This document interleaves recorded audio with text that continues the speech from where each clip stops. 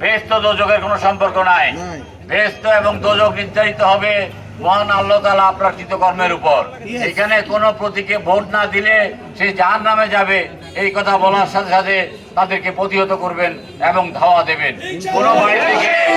কোনো বাড়িতে গেলে যদি আপনার তালিমের কথা বলে তালিম করার সুযোগ দিবেন, বরঞ্চ নির্বাচন পর্যন্ত এই ধরনের তালিমের কর্মকাণ্ড একটা বিশেষ রাজনৈতিক দলের পক্ষ থেকে বন্ধ রাখার জন্য আমি আহ্বান জানাবো। ওই তালিম ততক্ষণে দিবেন যতক্ষণ তারা ধর্ম নিয়ে কথা বলবেন।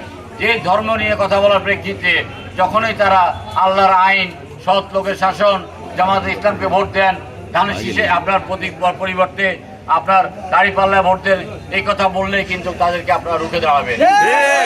ধর্ম এক জিনিস, রাজনীতি এক জিনিস। কারণ বিশ্বব্যাপী কোথাও দাঁড়িপাল্লা নাই। অনেক দেশে মুসলমানরা কোনো ভোটও দেয় নাই, সেখানে রাজতন্ত্র পরিবারতন্ত্র চলে। সুতরাং সেখানে তারা বেহেশতে যাবে না এই কথা বলার কোনো অবকাশ নাই। গতকালকে আমি একটা ওয়াজ মাহফিলে গেছি, দেখলাম যে ওয়াজ মাহফিলের যে বক্তারা আছেন, বক্তারা সিরিয়াসলি একটা দলের পক্ষে দালালি করতেছেন, একটা দলের পক্ষে তারা ভোট প্রার্থনা করতেছেন এবং বিএনপির বিরুদ্ধে তারা সত্য মিথ্যা বিভিন্ন প্রচারণা করতেছেন। সামাজিক মাধ্যমে বিএনপির বিরুদ্ধে তারা বিভিন্ন রকমের প্রচারণা চালাচ্ছেন এবং মিথ্যা প্রচারণা চালাচ্ছেন। 2 বছর 3 বছর আগের ঘটে যাওয়া ঘটনা তারা প্রচারণা চালাচ্ছেন। আপনারা একটা জিনিস দেখেন, কয়েকদিন আগে একটা ভূমিকম্প হয়েছে। ভূমিকম্প হওয়ার পরে ফেসবুকে এআইয়ের মাধ্যমে দেখা গেছে যে 200 বিল্ডিং ধসে পড়ছে, মানুষ মারা গেছে। এগুলো মিথ্যা প্রচারণা। তারা হয়তো পুরনো কোনো একটা ঘটনার ছবি, এমনকি ভারতে একটা মারামারির ছবি এনে বলতেছে এখানে বিএনপি মারামারি করতেছে। এরা মুখে ইসলামের কথা বলে কিন্তু তাদের অন্তর পরিষ্কার নয়।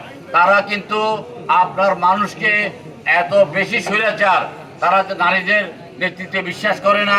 ইতিমধ্যে তারা ঘোষণা করেছে যে নারীদের কর্মঘণ্টা তারা কমিয়ে আনবে। কর্মঘণ্টা যদি কমিয়ে আনে তাহলে 8 ঘন্টার কাজ 5 ঘন্টা করে কেউ নারীদেরকে চাকরি ক্ষেত্রে রাখবে না, কোনো কাজে রাখবে না। তারা মূলত একটা তালেবানি শাসন কায়েম করতে চায়।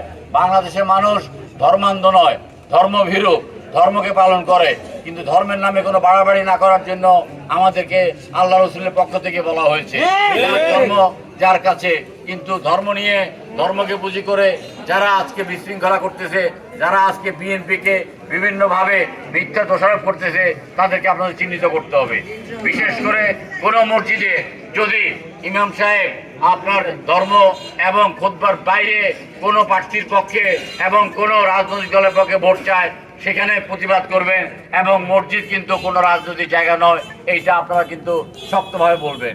কেউ মারা গেলে আমরা দেখতেছি যে একটা দলের লোকজন, সেখানে তার আত্মীয় হোক বা অনাত্মীয় হোক, নারী হোক অথবা পুরুষ হোক, সেখানে গিয়ে তারা মিথ্যা বক্তব্য রাখে, তারা বেহেশত দোজখের কথা বলে এবং এখন নাকি আপনার কবরে প্রশ্ন করবে যে তোমরা কোন মার্কায় ভোট দিচ্ছ।